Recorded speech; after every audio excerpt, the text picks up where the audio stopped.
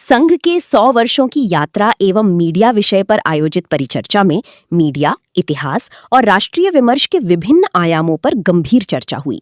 समारोह में देवर्षि नारद सार्थक जीवन पत्रकारिता सम्मान एवं देवर्षि नारद उत्कृष्ट पत्रकारिता सम्मान प्रदान किए गए।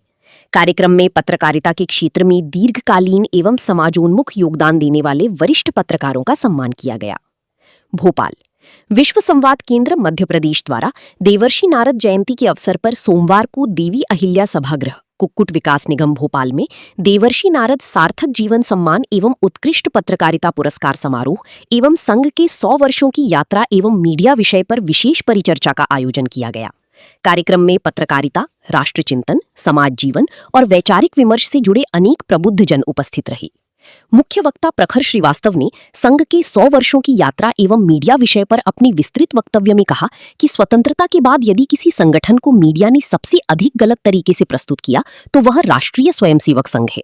उन्होंने कहा कि गांधी हत्या प्रकरण के दौरान संघ को लेकर जिस प्रकार का मीडिया ट्रायल हुआ, उसकी पृष्ठभूमि को समझने के लिए तत्कालीन प्रधानमंत्री जवाहरलाल नेहरू के पत्रों और उस समय की सरकारी दृष्टिकोण को पढ़ना आवश्यक है। उन्होंने कहा कि जम्मू कश्मीर पर कबायलियों के आक्रमण के समय संघ के स्वयंसेवकों ने जिस प्रकार मोर्चा संभाला, वह इतिहास का महत्वपूर्ण अध्याय है। उस समय सरदार पटेल द्वारा लिखी गई पत्रों का उल्लेख करते हुए उन्होंने कहा कि पाकिस्तान में फंसी हिंदू एवं सिख युवतियों को बचाने के लिए संघ प्रमुख गुरुजी गोलवलकर से सहयोग मांगा गया था। उन्होंने कहा कि इतिहास में यह तो बताया जाता है कि सरदार पटेल ने संघ पर प्रतिबंध लगाया था, लेकिन यह तथ्य बहुत कम सामने लाया जाता है कि उसी दौर में कम्युनिस्ट पार्टी पर भी प्रतिबंध लगाया गया था। उन्होंने कहा कि संघ के स्वयंसेवक बाद में न्यायालय में निर्दोष पाए गए, जबकि उस समय कम्युनिस्ट गतिविधियों को लेकर गंभीर राष्ट्रीय चिंताएं थीं। प्रखर श्रीवास्तव ने कहा कि अभिव्यक्ति की स्वतंत्रता की वैचारिक पृष्ठभूमि को समझने के लिए ऑर्गेनाइजर की पूर्व संपादक KR मलकानी की नेहरू लियाकत पैक्ट पर आधारित लेखमाला को पढ़ना चाहिए। उन्होंने कहा कि उसी दौर में अभिव्यक्ति की स्वतंत्रता को लेकर हुए संघर्षों ने भारतीय लोकतंत्र और संविधान में फ्रीडम ऑफ स्पीच की बहस को नई दिशा दी। मुख्य अतिथि अशोक पांडे ने कहा कि आज भी सत्य बोलने वालों को प्रताड़ना का सामना करना कि अगर भारत के मीडिया ने पिछले 100 साल या मैं कहूं आज़ादी के बाद, अगर मैं 1947 के बाद का काल लूं, तो किसी एक संगठन के साथ सबसे गलत व्यवहार जो किया है या उसके साथ कभी जो इंसाफ नहीं किया मीडिया ने, तो वो राष्ट्रीय स्वयंसेवक संघ है।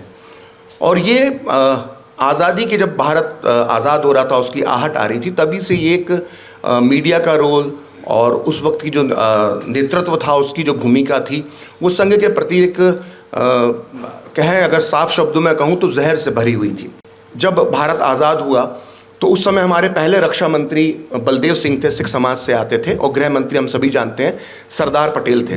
तो जब मैं सरदार पटेल के जो पेपर्स आर्काइव्स खंगाल रहा था, तो उसमें मुझे सरदार बलदेव सिंह का एक पत्र मिला जो उन्होंने सरदार पटेल को लिखा था। उस पत्र में सरदार बलदेव सिंह लिखते हैं, सोचिए, देश का रक्षा मंत्री देश के गृह मंत्री को पत्र लिख रहा है, और उस पत्र में रक्षा मंत्री गृह मंत्री को संबोधित करते हुए लिखता है कि अभी भी पाकिस्तान के इलाकों में कई हिंदू और सिख युवतियां हैं, वो फंसी हुई हैं, उनका किडनैप कर लिया गया, उनका अपहरण कर लिया गया है। और मुझे लगता है कि इस कार्य में जहां उन बच्चियों को, उन युवतियों को वापस उनके घरों तक भारत में लाना है, तो इस कार्य को मुझे लगता है कि संघ के स्वयंसेवक ही कर सकते हैं। और वो कहते हैं, सरदार पटेल को संबोधित करते हुए देश के रक्षा मंत्री बलदेव सिंह, कि मुझे लगता है कि इस विषय में आपको गुरु गोलवलकर जी से बात करना चाहिए। आप कल्पना कीजिए कि भारत आज़ाद हो चुका है, स्वयं हमारे पास हमारी सेना है, हमारे पास हमारी पुलिस है, और देश का रक्षा मंत्री देश के गृह मंत्री को कहता है कि गुरु गोलवलकर से बात कर लो।